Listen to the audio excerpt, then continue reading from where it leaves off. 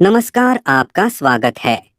दोस्तों, प्राचीन काल में ऋषि मुनियों की यह मान्यता थी कि प्रकृति हमें अनेक छोटी बड़ी बातों के संकेत देती है। ये संकेत आपके भविष्य से जुड़े भी हो सकते हैं।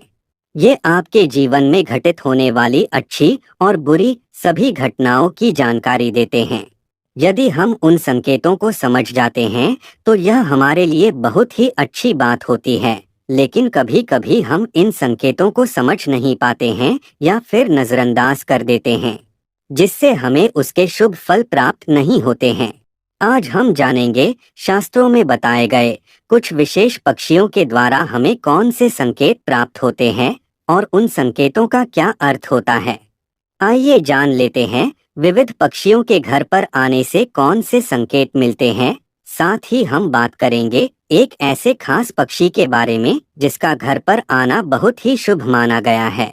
वह पक्षी साक्षात माँ लक्ष्मी का वाहन ही है। अगर ये पक्षी आपके घर पर आकर ये 3 संकेत देता है तो समझ जाइए कि आपके दुखों का अंत होने वाला है। आपका अच्छा समय शुरू होने जा रहा है। आपके जीवन में धन से जुड़ी जितनी भी समस्याएं हैं वह सभी समाप्त होंगी। तो चलिए जान लेते हैं घर पर पक्षी आने से कौन से संकेत मिलते हैं। सबसे पहला पक्षी है कबूतर। दोस्तों, पक्षी शास्त्र में कबूतर को प्रेम संबंधों से जोड़कर देखा जाता है। कई लोगों को कबूतर प्रिय नहीं होता है, लेकिन कबूतर को एक शुभ पक्षी माना गया है। कुछ लोग कबूतर घर में आने पर उसे भगा देते हैं क्योंकि वे गंदगी फैलाते हैं। लेकिन दोस्तों, घर पर कबूतर का आना विशेष संकेत समझा जाता है। यदि आपके घर के मुख्य द्वार पर अथवा खिड़की में कबूतर आकर बैठ जाए तो आपको धन की प्राप्ति हो सकती है। लेकिन कबूतर का घर में घोंसला बनाना शुभ माना नहीं जाता है। यदि आपके घर पर कबूतर आए तो उसे अन्न अवश्य डालें। इससे आपकी कोई मनोकामना पूर्ण होती है। दूसरा पक्षी है मोर। मोर एक बहुत ही शुभ और पवित्र पक्षी माना जाता है। यह माँ सरस्वती जी का वाहन होता है। साथ ही यह भगवान कार्तिकेय जी का भी वाहन है। भगवान श्री कृष्ण भी अपने मुकुट में मोर का पंख धारण करते हैं, जिस कारण से यह पक्षी सभी के लिए पूजनीय है। यदि आपके घर पर कहीं से मोर आकर बैठ जाता है तो इसे शुभ संकेत समझना चाहिए। मोर के घर पर आने से उस घर का विकास होता है, उस घर के शत्रुओं का नाश होता है और घर में रहने वाले सदस्यों में प्रेम और विश्वास बढ़ता है। साथ ही मोर के दर्शन होना भी अत्यंत शुभ माना गया है। यदि आप किसी कार्य के लिए जा रहे हैं और आपको मोर के दर्शन हो जाएं, तो उस कार्य में सफलता मिलने की संभावना बढ़ जाती है। लेकिन ध्यान रहे, मोर को मारना बहुत बड़ा पाप माना जाता है। तीसरा पक्षी है चिड़िया। दोस्तों, यदि आपके घर पर चिड़िया आती है और घोंसला बनाने लगती है तो इसे शुभ संकेत समझना चाहिए। माना जाता है कि जिस घर में चिड़िया घोंसला बनाती है उस घर में धन संपत्ति आती है। यदि चिड़िया ने आपके शरीर पर अथवा खासकर आपके सिर पर बीट कर दिया तो यह बिल्कुल भी अशुभ नहीं होता है। यह तो किसी शुभ समाचार का संकेत होता है। आपको जल्दी ही कोई शुभ समाचार मिलने वाला है। घर में भी यदि कहीं भी चिड़िया बीट कर देती हैं तो यह भी बहुत अच्छा संकेत होता है। दोस्तों, चिड़िया बहुत ही डरपोक पक्षी होती है। वह जल्दी किसी के करीब नहीं जाती है। लेकिन यदि चिड़िया आपके आसपास या आपके घर में बिना किसी डर के आने जाने लगे तो समझिए कि आपके घर में बहुत ही शुभ और सकारात्मक ऊर्जा का संचार है। ऐसे घर में रहना बहुत ही शुभ होता है। यदि किसी दिन बहुत सारी चिड़िया आपके घर की छत पर आकर चहचहाने लगे तो समझिए कि आपके घर में कोई बहुत बड़ा शुभ प्रसंग होने वाला है, कोई खास समाचार मिलने वाला है अथवा किसी विशेष कार्य में सफलता मिलने वाली है। चौथा पक्षी है उल्लू। दोस्तों, उल्लू के विषय में कई ऐसी बातें और मान्यताएं हैं जो आज भी उसे शुभ और अशुभ के बीच में उलझाए रखती है। कई लोग उल्लू को अत्यंत शुभ मानते हैं तो कुछ लोग ऐसे भी हैं जो उल्लू को अशुभ समझते हैं। दोस्तों, उल्लू एक निशाचर पक्षी है जो रात में जागता है और दिन में सोता है। असल में उल्लू की शरीर रचना और उसकी आवाज ऐसी होती है कि कोई भी उसे देखकर डर जाए। शायद इसी कारण से इसे देखना अपशकुन माना जाता है। उल्लू के मुंह से निकलने वाली ध्वनि रात के शांत वातावरण को डरावना बनाती है। उल्लू की आंखें बड़ी और बेहद डरावनी और इंसानों की तरह सामने की ओर होती है। कान भी बड़े होते हैं। चेहरा बादाम के आकार का होता है। उल्लू अपनी गर्दन और आंखों को चारों ओर घुमा सकता है। भयानक दिखने वाले इस पक्षी की आवाज भी बहुत भयानक होती है। ये हमेशा रात में ही चिल्लाते हैं और अपना शिकार करते हैं। इसलिए इनके भयानक रूप के कारण पुराने लोग इसे अशुभ मानते हैं।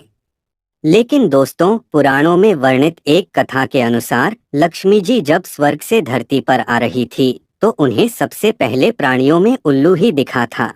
चूंकि वह रात का समय था तो प्राणियों में उल्लू ही ऐसा था जो जाग रहा था। इसलिए उन्होंने उसी को अपना वाहन बना लिया। इसलिए उल्लू का दिखना या उसकी आवाज सुनाई देना अत्यंत शुभ माना जाता है।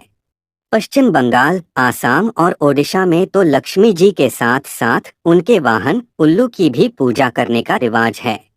कई जगहों पर माना जाता है कि यदि किसी भी गर्भवती महिला को उल्लू दिख जाता है तो यह शुभ संकेत है, और यदि उसे उल्लू छू ले तो उसकी होने वाली संतान सौभाग्यशाली होती है।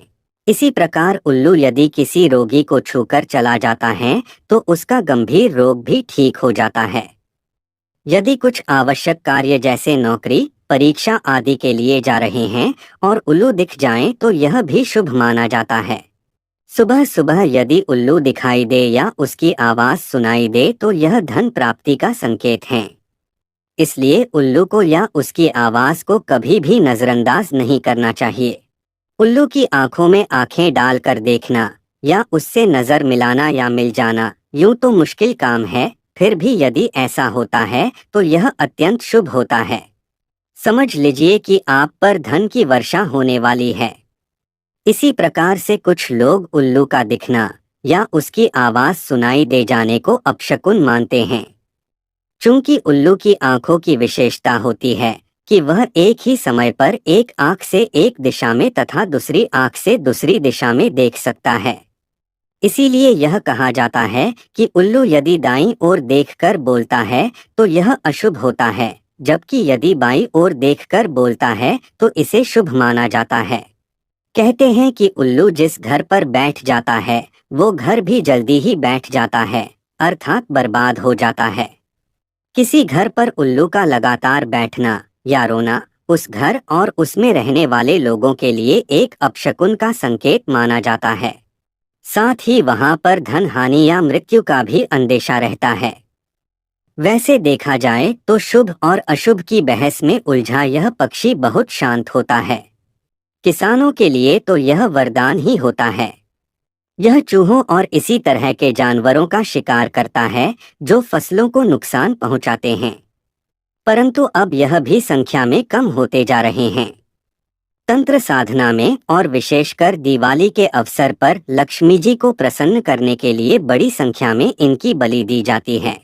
इसके नाखून, बाल और पंखों को तांत्रिक क्रियाओं में उपयोग किया जाता है, परंतु ऐसा करने वाले यह नहीं समझते हैं कि उल्लू तो स्वयं ही माँ लक्ष्मी जी का वाहन है, उसे मारकर तो माँ कभी भी प्रसन्न नहीं हो सकती हैं। इसीलिए यदि आप भी उल्लू के पंख या नाखून खरीदते हैं तो ऐसी भूल कभी ना करें। तो दोस्तों, इस प्रकार से शास्त्रों में इन खास पक्षियों के बारे में बताया गया है।